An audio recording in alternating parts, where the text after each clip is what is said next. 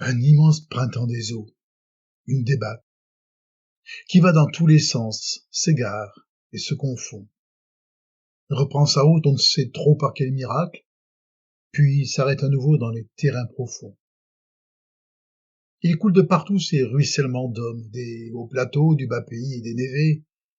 Il ensourd des marais, des fondrières, comme du mâche-fer, des cours du Tuf ou des pavés. Ils chéritent avec eux leur terre d'origine, alluvions de la nuit qui s'amassent et croupit, l'ardoise et le mica, le schiste, des ravines, les superstitions, l'erreur et l'utopie, les déchets de la ville ou l'humus des pâtures, alourdissent leur cours de nouveaux sédiments. Tout veut les détourner et tout les dénature, tout les capte et les perd. Le ciel même leur ment. Ils coulent de partout, roulant avec leurs songes, le pêle-mêle ancien des sables et des boues.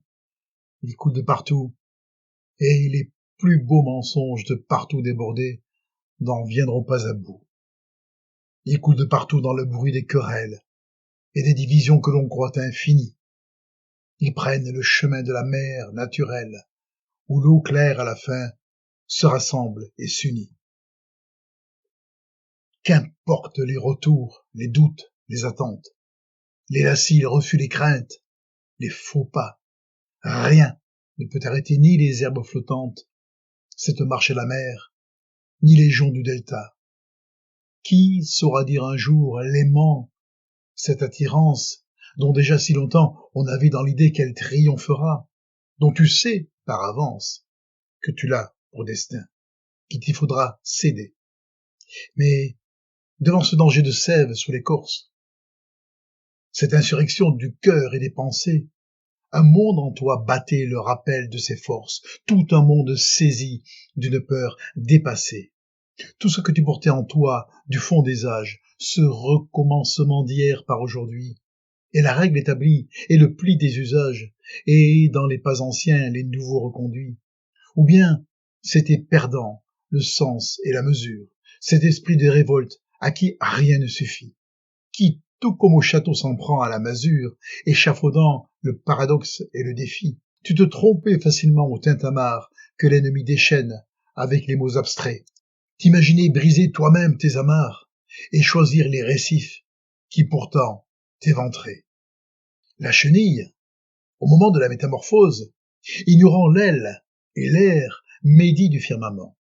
Il t'est arrivé d'écrire à la hâte des choses que tu liras plus tard avec étonnement. Peut-être aveuglément naufrageur de toi-même, te voulais-tu fermer tout devenir humain, disant l'impardonnable et faisant du blasphème une brûlante boue à te jeter de main. Jeune homme, à ma semblance, ô pâle créature, chenille de moi-même, avant d'avoir été, elle a bien fonctionné ta machine à torture. Va, tu peux t'en vanter, toi qui sus l'inventer. Tu n'avais pourtant pas imaginé possible, signalé comme un feu par la fumée du toit, à chacun de servir aussi longtemps de cible, pour l'homme que je suis devenu, malgré toi. Vois-tu, j'ai tout de même pris la grande route, où j'ai souvent eu mal, où j'ai souvent crié, où j'ai réglé mon pas, pour que ceux qui m'écoutent en scandent la chanson sur le pas ouvrier. Rien ne t'arrête plus quand s'enlève le jour. Le matin, pour chacun, peut être différent. Une grève, un chômage, ou le rif, ou la roure. Mais si pour tout de bon, tout d'un coup, ça vous prend, si se met à rougir cette aube d'évidence, si l'on entend son cœur battre du même bruit dans le malheur commun, d'une même cadence, dont bat le cœur d'autrui, c'est à la mer, enfin la mer qu'il faut qu'on aille, éclabousser d'écume, et de sel et d'oiseaux. Ah, c'est l'humanité dans son cri de bataille qui t'emporte au large des eaux. Même si bien longtemps, une fois communiste, on va rester pareil aux champs mangés d'orties, que c'est faucher en vain quand la racine existe, obscurément, dans le parti.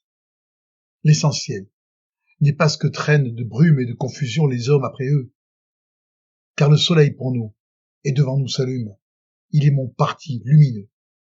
Il faudrait que chacun racontât son histoire, comme il est venu, comment il varia, comment l'eau devint claire et tous y purent boire, un avenir sans paria, Comment fut le bon grain trié, vaille que vaille, l'or séparé du sable et les cailloux polis, comment l'événement, l'étude et le travail ont 3 fois sarclé nos folies.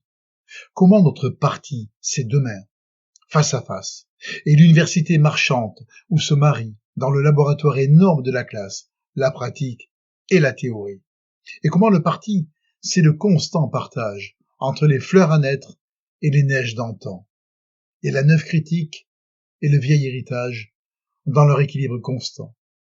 Comment c'est avant tout le trésor de science, né du peuple et sans cesse au peuple confronté, qui soude, à tout jamais, la finale alliance du rêve et des réalités. Il est le pionnier sous les seins des insectes, arrachant les roseaux d'un sol qui se mourrait. Il est le médecin qui dissipe la secte, comme une fièvre des marais. L'agronome, qui sait si la terre est acide, et quel jour dans les prés faire voler la faux. Le pilote, enseignant au matelot qu'il guide la passe et la voile qu'il faut.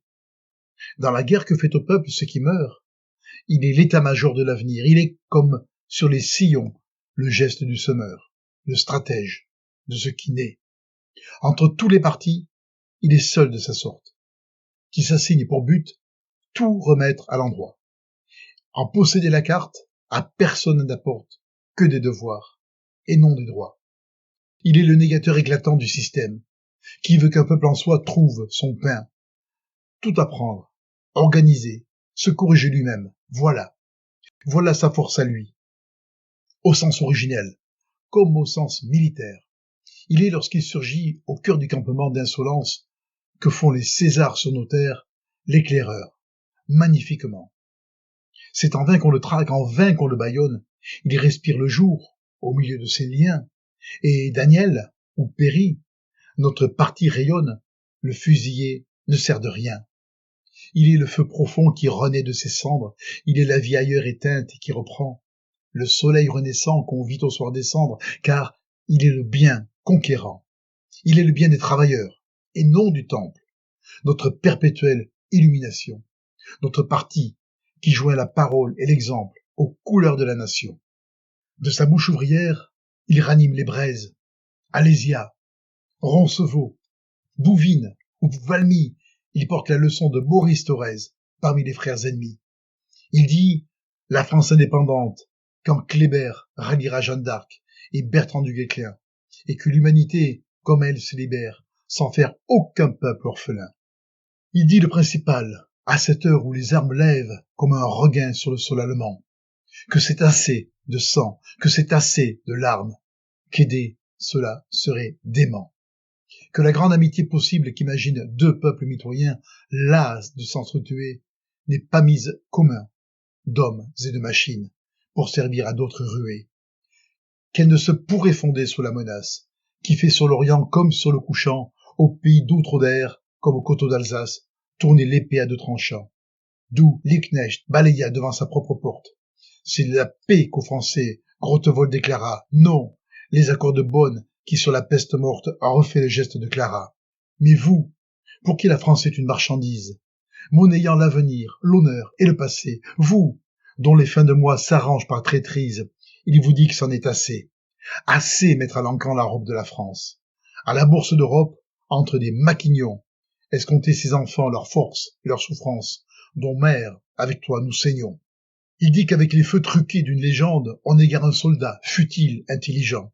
Et ses fils ne font pas une nation grande à massacrer chez eux les gens, que naguère ce fut nous-mêmes qui donnâmes l'exemple, que suivront les peuples indomptés, et qu'on ne peut couvrir cette guerre au Vietnam du drapeau de la liberté, qu'il nous faut un peu plus que des larmes amères, que ça ne suffit pas si notre cœur se fend à voir au bras des mères d'au-delà des mers la mort de leurs petits-enfants, que ça ne suffit pas les regrets et le deuil, et qu'en plus de la honte et du crime et du sang, il y a dans nos pores ces terribles cercueils qu'une corde lente descend. Il dit que la jeunesse a bien assez à faire, au pays que voici comme un champ passager, que pour 30 deniers des Judas ont offert aux manœuvres de l'étranger. Il dit qu'il n'est pas vrai que ces gens-là ne viennent que par amour de nous occuper Orléans, que tous ont leur demeure et le djihad la sienne sur l'autre bord de l'océan. Il dit que devant nous agiter des fantômes, nous menacer du feu qui brûla nos bourreaux, ne saurait de nos murs effacer les Go Home, ni l'exemple de nos héros. Il dit que les Français ne sont pas solitaires. Eux, qu'on n'a jamais vu se lever en chantant, sans que cela ne fît aussitôt sur la terre les avalanches d'un printemps. Il dit que nous avons, de par le vaste monde, tant d'amis, qu'il faudrait plus d'yeux pour les compter que les astres du ciel et leurs reflets dans l'onde par une belle nuit d'été. Il dit que le chemin de notre indépendance mène à la grande paix de tous les genres humains. Il dit que cette paix tout à l'heure commence, qui ne connaîtra pas de fin, qui dépend de nous, tous, que l'histoire culbute, les cycles infernaux du moderne ixion, et les peuples unis renversent dans leur lutte le poids des malédictions.